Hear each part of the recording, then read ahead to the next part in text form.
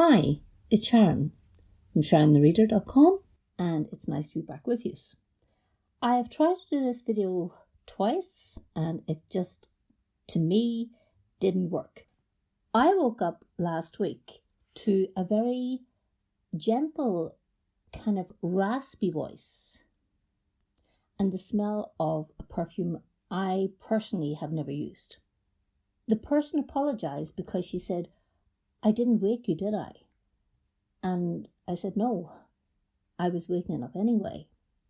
And it was Norma Jeane Baker, Marilyn Monroe. And she stressed that she wanted to be called Norma Jeane. So she kind of brought me through parts of her life, and there was a lot to get to know about this human being. What I saw and what she showed and revealed to me was very much not what I expected. I'm going to be really honest here from the start. You've heard me talking about people that I have really loved, like Sam Cooke, and other people as well. But Marilyn Monroe, who everybody knows, I'm going to be really, really honest with you. I have never seen one of her movies. I have heard that she was a very good comedy actress, but I've never seen one of her movies. I have seen loads of the iconic photographs of her because they're everywhere, you can't miss them. And to me, she was a beautiful woman. What woman wouldn't want to have the power that she held in her hands? So she kind of started her story in a very unusual way. She started with a pair of little child shoes. And I would say they would have been probably for the age of a 4-year-old. And they were little buckskin, shoes. So they had a little T-bar across them and they were white. And she said, "I just love these shoes." She says, "I never got them dirty. I was always so fussy with these shoes." And you could actually see the little imprint where the foot would have been. And she said, eventually the shoes started to pinch. And she wouldn't tell anyone because she never thought she would get a pair as pretty again. So even though they were probably a size too small, at least half a size, she continued to wear them and just bunch her toes up. That kind of gives you a bit of an idea as to the child, Marilyn. Also, she said that she had always loved her mother, and her whole thing was responsibility for her mother. She'd taken this amazing responsibility for her mum because her mother was depressive and schizophrenic. And she said going in and out of foster homes all her life, while she didn't realize it at the time, had a massive effect on her. The massive effect seemed to be, from what I could gather, was that she never had the ability to put roots down. She was never grounded, if you know what I mean. If you live in a family, you can have good families, you can have bad families, but, I mean just the grounding of knowing you're there. You belong to this tribe, I suppose, if you want to call it that. And that was something she never got. And she said she just kept being moved around. She talked very, very clearly and she didn't hold back. And she said that she had been sexually abused as a child. She made it clear it wasn't one of the husbands or the wives who had fostered her, but it was someone who was very close to them. And she said, "I didn't ever tell anyone because it was bad. And therefore, it was bad, I would be bad." Which I think today we all realize that's not the case. If you have been an abused child, you're not bad. what's happening to you is bad. And it left a very lasting impression on her. But before this incident, she said she had taken greatly to religion.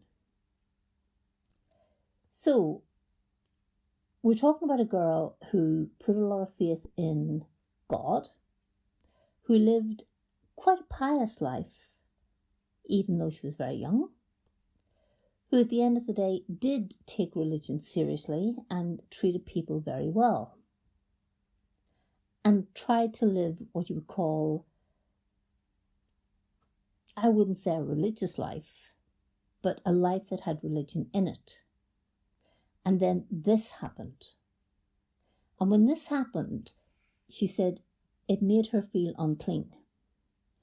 And so at that point, religion was not something she felt that she had a right to, because she was an unclean person. Which to me probably would anger me, because it's not that it's unclean.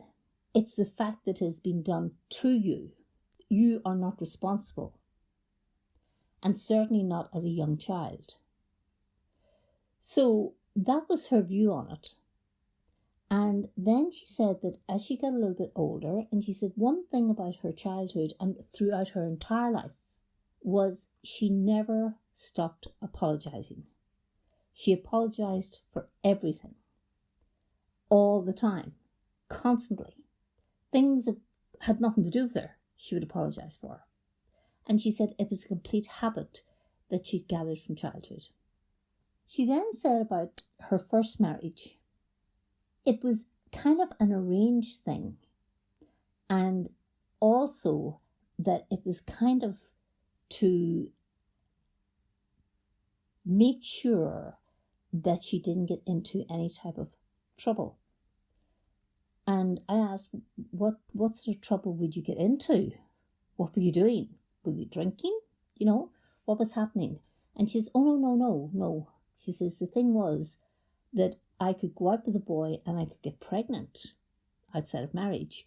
And so therefore, the best thing to do was to have me married. So she was married at 16 years of age. So you have a girl here who's coming from a position of having no grounding, being abused, apologizing, and getting married. And she did say one thing. She said in that marriage what she wanted to be was a good wife. She says, all I ever really wanted to be was a really good wife and mother. Which is not a lot to ask, I don't personally think. But when her husband left, which would have been during the war, she then kind of she says, how often can you clean a house? She could have had her house spotlessly cleaned within an hour, 2 hours. What was she going to do the rest of her day? And she said she didn't have a lot of friends. So she went to work. And while working, she was discovered by a photographer. And she said it kind of took her back, because it was, me? You want to photograph me? So the photographer obviously saw something that she didn't see in herself. And that was the beginning of the photography. From that, then came the beginning of the acting career. And she was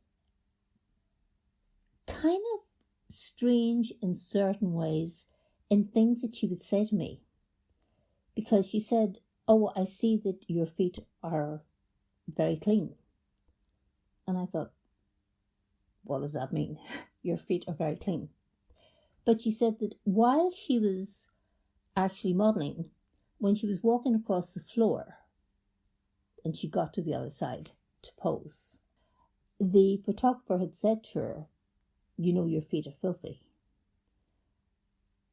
Now, if you're walking across the floor like she showed me, anybody's feet would have been dirty. There was dust on the floor, right? You're not talking about a massively sterile environment here. But it stayed with her. And so she had this fanatical thing about being clean. And I think it also stemmed from the abuse and the fact that she even gave up religion because of it. So it was coming from the perspective of, if I am clean, then I am worthy.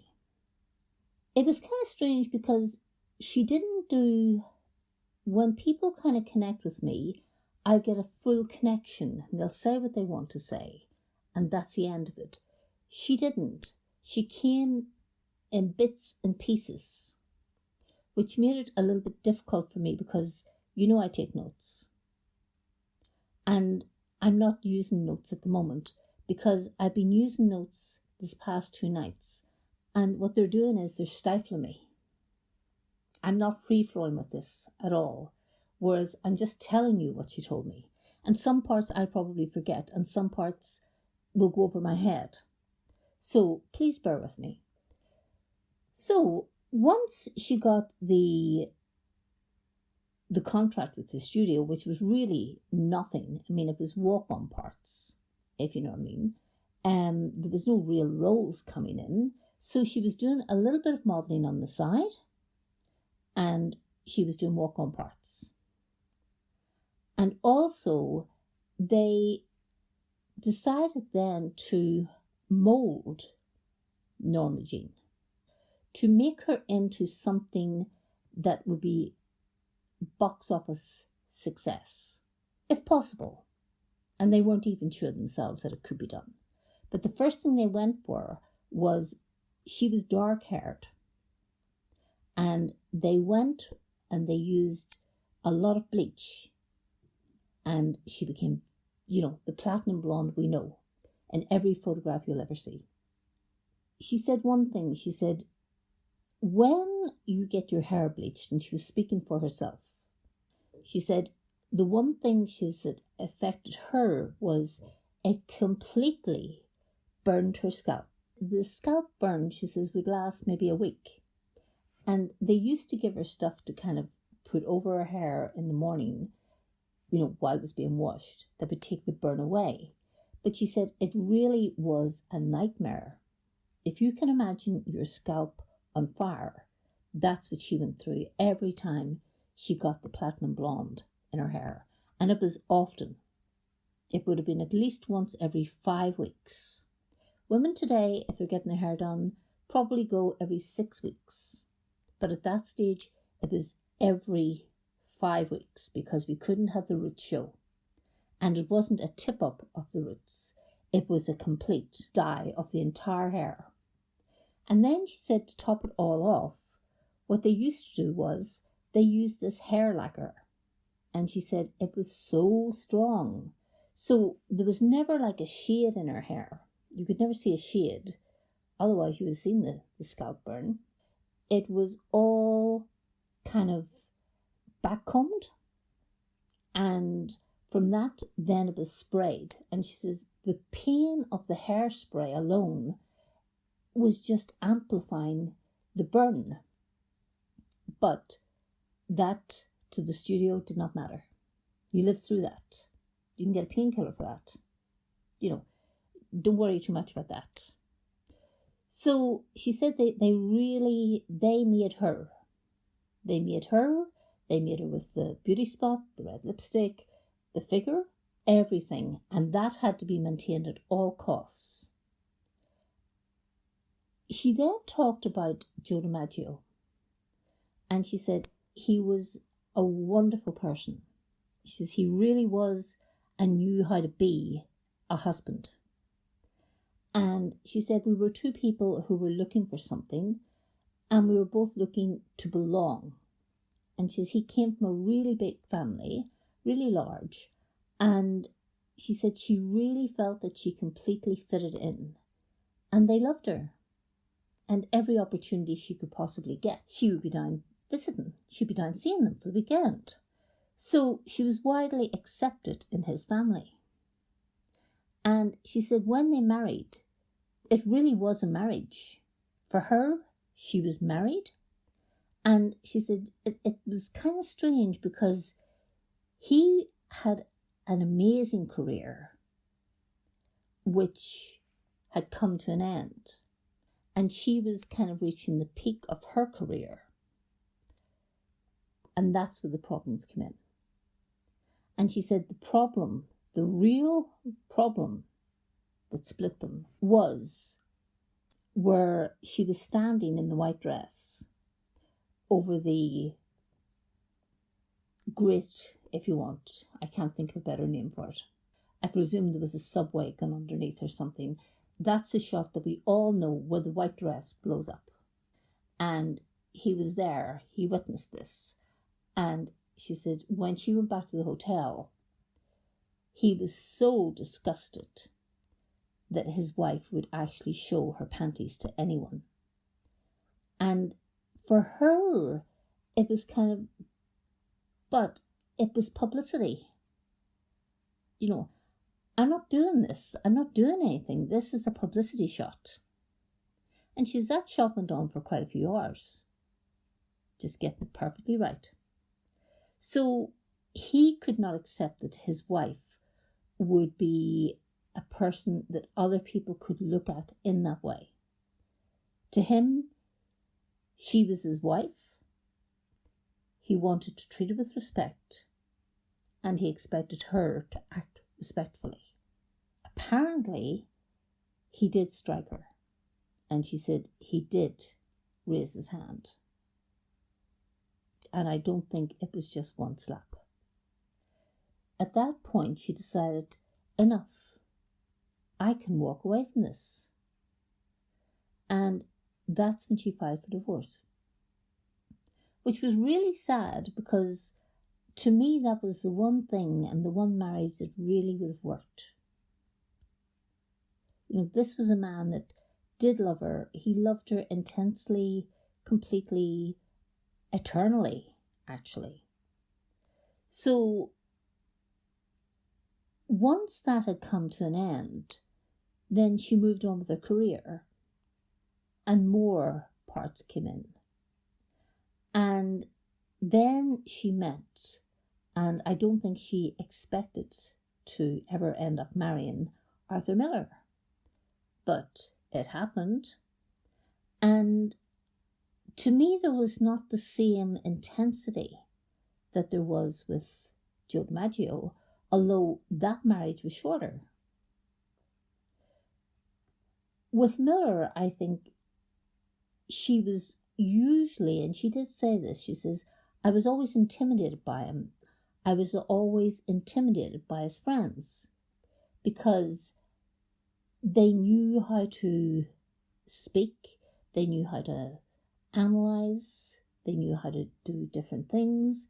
And I'm going to tell you one thing, this girl was not stupid.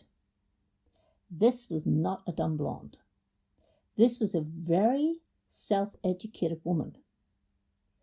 But what she didn't have the diploma. And within that crowd that he belonged to, the diploma was the thing. In her opinion, she was good at being a good hostess for when his friends came. But it always left her in a state of nervousness, really jittery nervousness. The other thing she said was that she had 3 abortions and she had 3 miscarriages. And she said it was only after she passed that she realized what actually had happened. And the first abortion was actually, it was done by and through the studio because it wasn't the right time. They didn't want a pregnant Marilyn. So she went, she had the abortion, but whatever went wrong, and this is a very strange way of putting something. I find this strange, but I'm going to say it the way she said it. She said it was like they put a pipe cleaner through your head, right? And they just destroyed your insides. Now, she did not lose her womb. She did not lose her ovaries. But the damage had been done, so she could never carry a baby to full term. But at that point in time, she didn't realise it. So when the second and third abortions came, they really weren't needed. They would have self-aborted anyway. But she didn't realise that. And the one thing she really did want was she desperately wanted a child, because she wanted that child to be, and this is maybe not so strange when you think about it, she wanted to give that child everything she did not have as a child. She wanted to indulge it, she wanted to cuddle it, she wanted to love it, all of those things. This probably would have been the most spoiled baby on the planet. And that's what she wanted. She wanted kids. And that's what she was denied. Through a stupid abortion forced upon her by the studio. She also said that, as I said earlier, she loved her mother. And yet she said when she used to go and visit her mother actually said to her one day, "You look like a tart. You look disgusting." And she said it did bring tears to her eyes, but she didn't let them fall because it was her mother and her mother was not well. So she was not going to allow that to take offense. But it did bring her down. It was like, I've achieved this and I want to share it with you, and you're telling me I'm a tart. With Marilyn, it was like you almost had two people. You had Marilyn, who was dressed, hair bleached, red lipstick, the jewellery, the perfume, the everything. And you also had Norma Jeane, who had no confidence really, who was very much a person who wanted to be liked by people, who just wanted to get on like an ordinary housewife, go do the shopping, look after the children, be a good wife. And she said every time you came close to thinking, I might let it go, suddenly a part would come in. And that was the problem. Another part would come in. And she said she was always in search of the part that took her out of being the dumb blonde. And so there was a type of anger there. And I'll be honest, most readers can detach themselves completely from the people that they're connecting with. And I had a lot of difficulty doing that because it's going to sound really bad. It was almost I wanted to shake her and say, get the hell away. Get away from this lifestyle. It's not giving you anything. It's taking from you. You're losing yourself. You're losing everything. You can have a better life away from the studio. But as she said, the studio owned you. The studio gave you enough tablets to sleep, and well over the amount. They give you tablets to wake, to be alert. Also, she said she had dreadful period pains, and she says most women can relate to this, but not to the degree that she had them. She said they really knocked me completely off my feet. She said so it was 4 or 5 days of there was no way could she work. There was no way could she even remember her lines. She was groggy all the time in that period. And again, the studio stepped in. She says the pills took the edge off, but they didn't work completely. So getting the drugs that she was getting, and she was getting a lot, were given out willingly. Now we look at people today and we think, my goodness, that person's an addict. And yet the studio was handing these drugs. They may have been prescribed, but if you're prescribed drugs, then you may get a prescription for maybe 30 days. They were given massive prescriptions because this was their money machine, and that money had to keep going around and around and around. It paid them to keep giving her and giving her and giving her. They'd made a drug addict out of her. And she said you went through periods of greyness and everything was very grey, grey, grey. And then suddenly something interesting would happen. You would meet someone and it would liven your life up. And you'd think, yes, this is it. I can work from here. I can do this.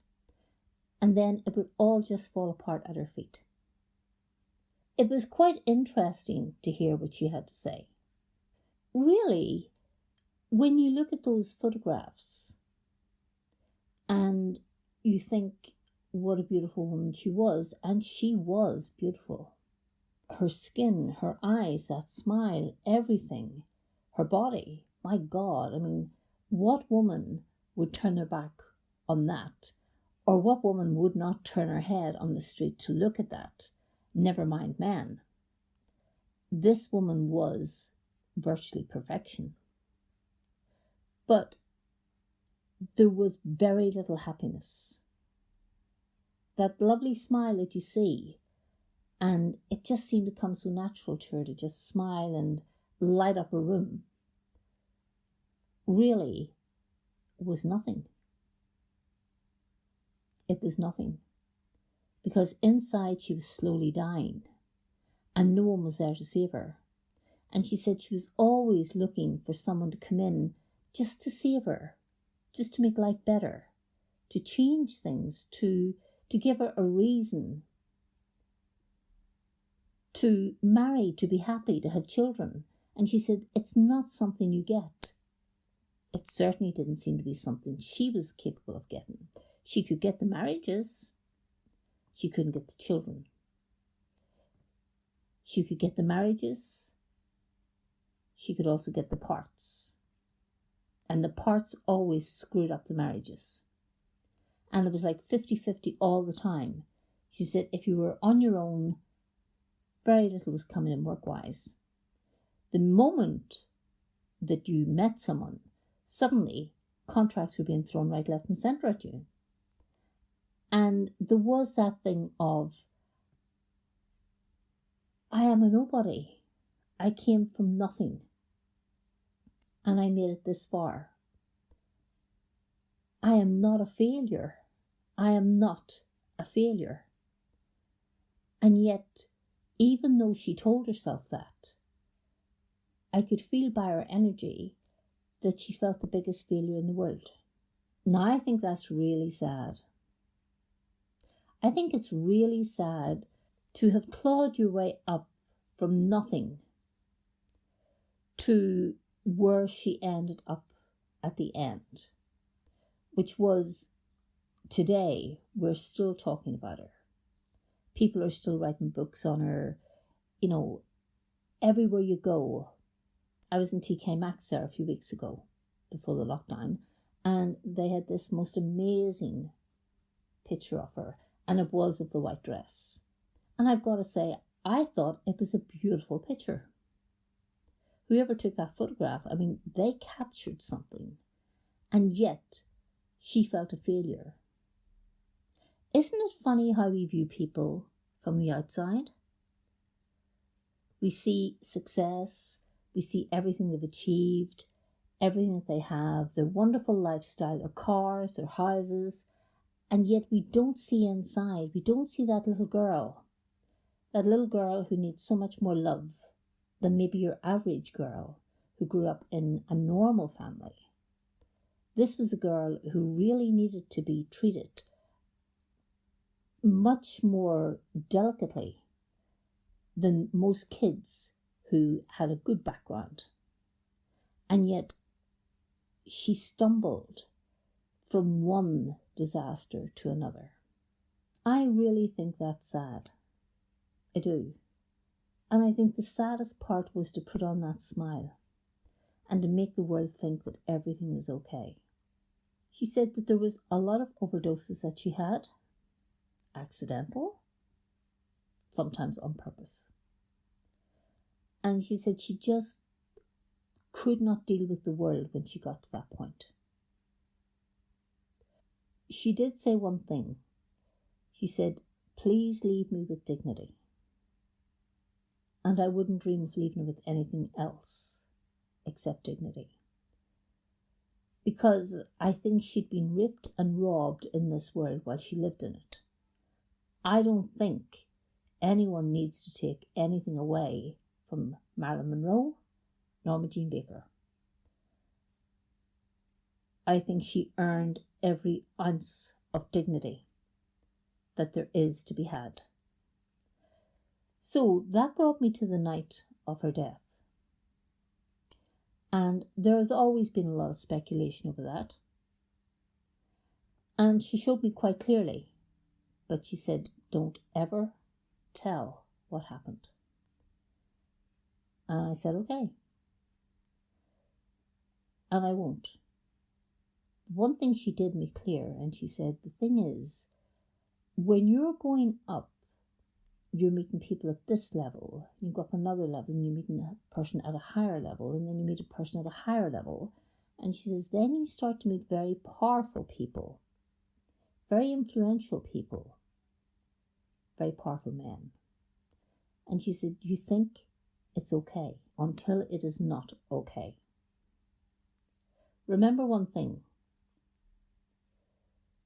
She said she was due to do a press conference in 2 or 3 days, and there was a lot of fear came with that press conference.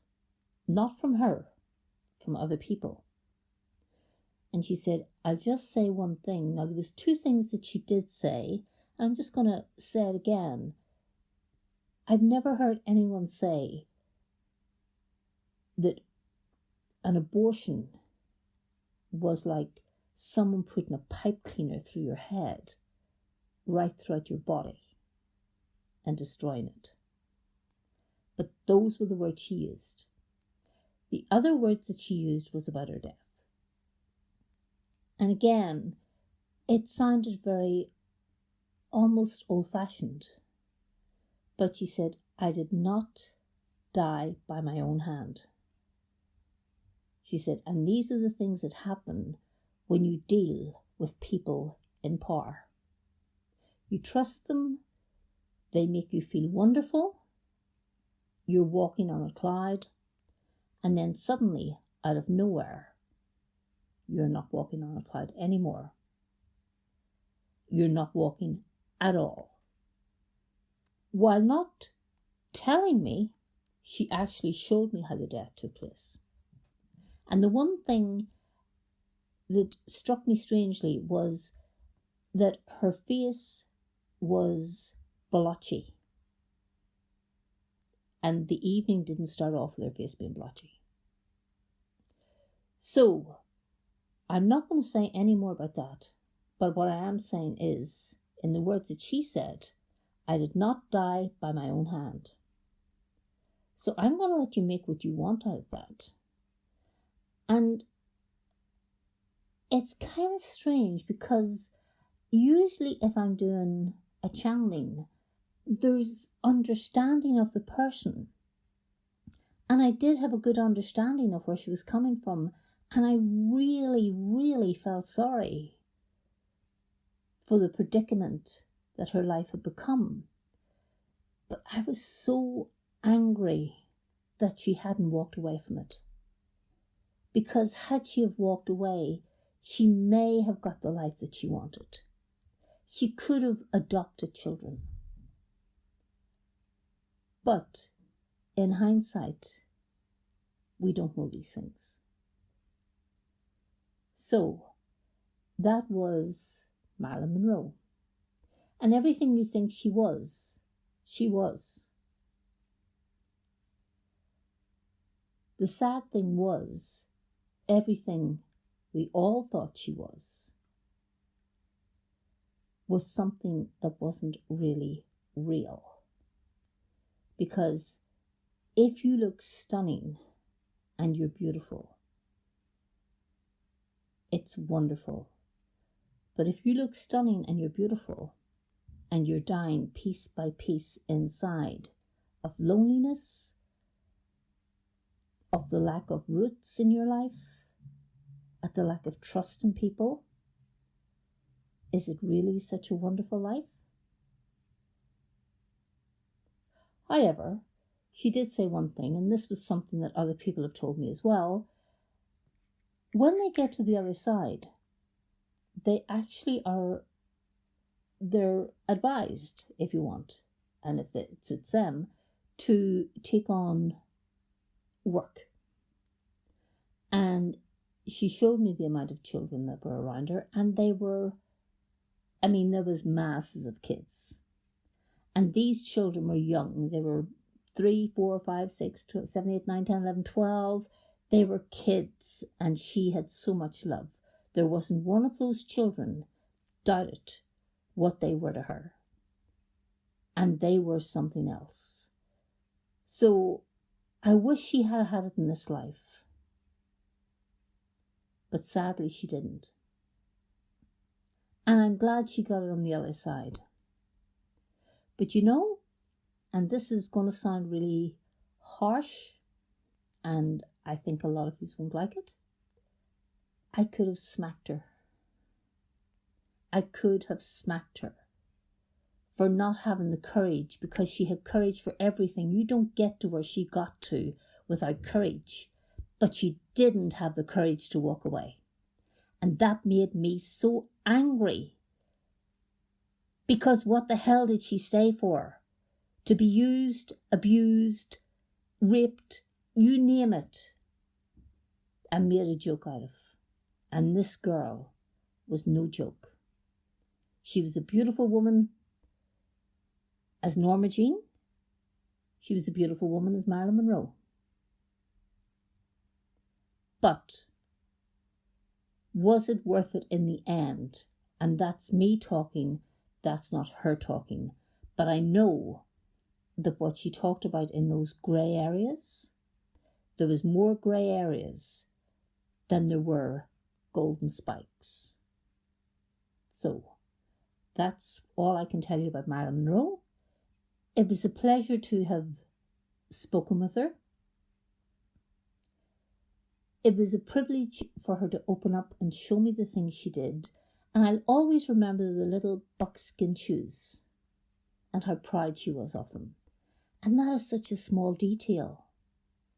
And yet, when you look at the beauty that stood in front of us, and you look at the talent that could have been if people had given her the proper chance, then it would have been really interesting to see how far she could have taken it.